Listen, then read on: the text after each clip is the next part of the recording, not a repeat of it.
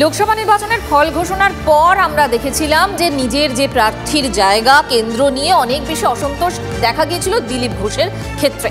তারপর আমরা গতকালও দেখলাম যে দিলীপ ঘোষ আবারও বেসুরোয়া। তারপর এবার শুধুমাত্র দিলীপ ঘোষ একা নন, এবার অর্জুন সিংও, তার গলাতেও বেসুর। দলের সাংগঠনিক দুর্বলতা নিয়ে সুর চড়ালেন অর্জুন সিংও। গতকাল দিলীপ ঘোষ আত্মসমালোচনার সুরে বলেছিলেন বিজেপি সংগঠন জানে, আন্দোলন জানে, কিন্তু ভোট করাতে জানে না। এবার অর্জুন সিং বললেন দিলীপ ঘোষ একটু পরে হলেও খামতিটা বুঝেছে।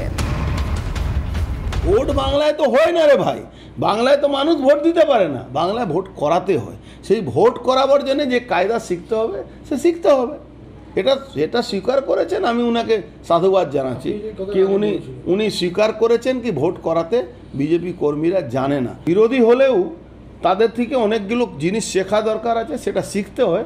আমরা শিখলে কিন্তু আমরা ভোট করাতে পারবো। আমরা যে ভুল ত্রুটি আমাদের মধ্যে আছে সেটা আমাদের ঠিক করে নেওয়া উচিত সময় মতো। দিলীপদা অনেক পরে বুঝলেন, কিন্তু খুব ভালো। ওনার মতন লোক যদি সরব হন তাহলে হয়তো বিজেপি নিচের লেভেলে যে সাংগঠনিক ত্রুটি আছে সেটাকে আমরা হয়তো ঠিক করতে পারবো। তার মানে অর্জুন সিং হন বা দিলীপ ঘোষ, এরা এখন নিজেদের ভুল ত্রুটির কথা বলছেন, আত্মসমালোচনার কথা বলছেন। যখন তারা এই ধরনের কথা বলছেন তখন তৃণমূল চুপ করে বসে থাকবে কেন?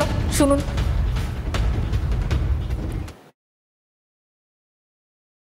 গতবারে আমাদের লড়াইয়ের ফলেতে ৭৭ আমরা পৌঁছেছিলাম। আশা করেছিলাম 100 বেশি সিট পাবো, সরকার হয়ে যাবে। সাধারণ মানুষ বলছিল, পুলিশ কর্মচারী ধরে নিয়েছিল আমরা জিতবো, কিন্তু হয়নি। তার মানে কোথাও আমাদের ফাঁক আছে, আমাদের অভিজ্ঞতা কম আছে। আমরা সংগঠন জানি, আন্দোলন জানি, কিন্তু ভোট করাতে জানি না। ভোট কী করে করাতে হয় সেটা জানতে হবে, শিখতে হবে। প্রত্যেক নির্বাচন থেকে অভিজ্ঞতা সঞ্চয় করে আগামী নির্বাচনে যাতে ভালো করা যায় তার চেষ্টা করতে হবে। ওই বাংলা একটা প্রবাদ আছে না, পরের ছেলে পরমানন্দ, যত উচ্ছন্নে যায় তত আনন্দ। শুভেন্দু হয়তো সংগঠন শিখেছে মমতাদির থেকে, শুভেন্দু হয়তো রাজনৈতিক দক্ষতা শিখেছে মমতাদির দল করতে গিয়ে, একটা শাখা সংগঠন করতে গিয়ে।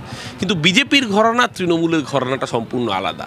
দুটো ঘরানার মধ্যেও মিলমিশ করাতে না পেরে যেটা হয়েছে, বিজেপির আদি যারা কর্মী তারা আজকে বঞ্চিত, তারা জেলায় জেলায় বসে পড়েছে। এই জন্য আমি বলছি শুভেন্দুর মতো নেতা যত লিডার অফ অপোজিশন থাকে, যত বিজেপির দায়িত্বে থাকে, তত তৃণমূলের লাভ, তৃণমূলের কাছেও লক্ষ্মী পেঁচা।